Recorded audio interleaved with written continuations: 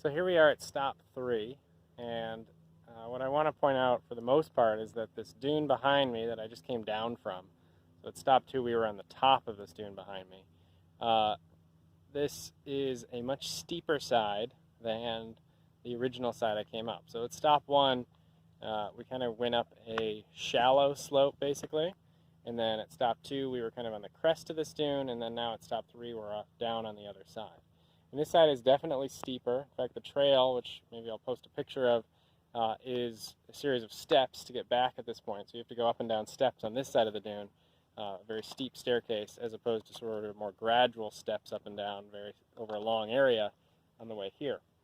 So if you take a look at figure 1, and if it's not right in front of you, just pause the video for a moment and find figure 1 in the reading that goes with the field trip guide, so on the first page.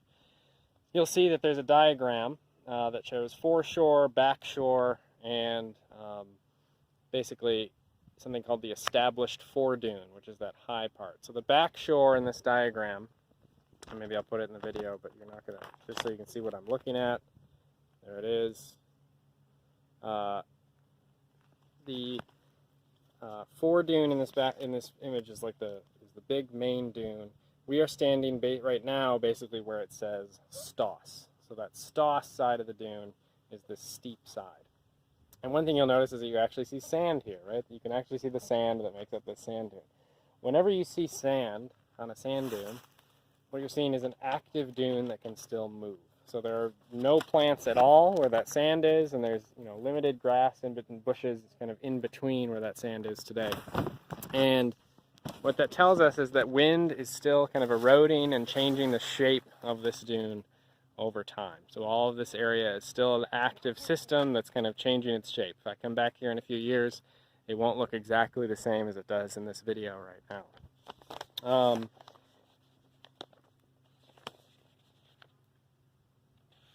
So the reason the side's actually steeper is kind of given to us in that figure 1. So again, it relates to when I was talking about the energy coming from the lake. So right now the lake, if we pan over to the right, the lake is right over there, over those incipient dunes. So over these smaller dunes, below there is what's left of the beach and the lake. So the wind comes from that way and moves across this way. And it pretty much tries to blow this dune back. And so as it does that, it puts the dune, or the sand that makes up the dune, at what we call the angle of repose.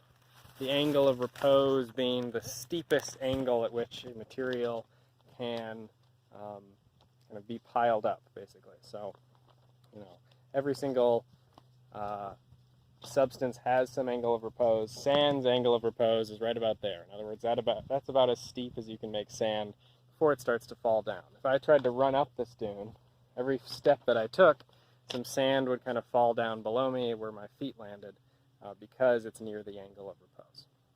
So again, the steepness here comes from the fact that this is kind of the front of the main dune. It's receiving most of that wind energy, and that wind is transporting sand up and over the top of the dune, trying to make it migrate backwards. Today, this dune is not migrating a huge amount, mostly because it's held down by all the trees you see at the top of the ridge, and of course the forest kind of behind